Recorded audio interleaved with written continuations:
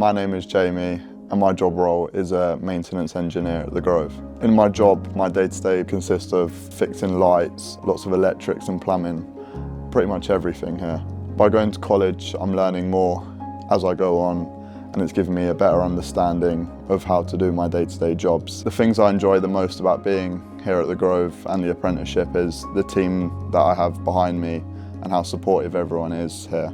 My apprenticeship is helping me in the future with giving me better qualifications and more of an understanding of what I'm going to do on a day-to-day basis. I'm furthering my skills and knowledge at the college by learning different things like electrics and plumbing, as I didn't have any knowledge really before I came here, but now being there I've got a much better understanding on how to do jobs. To people that are considering going on an apprenticeship, I would say go for it, as it's giving you a lifelong opportunity to do whatever you like.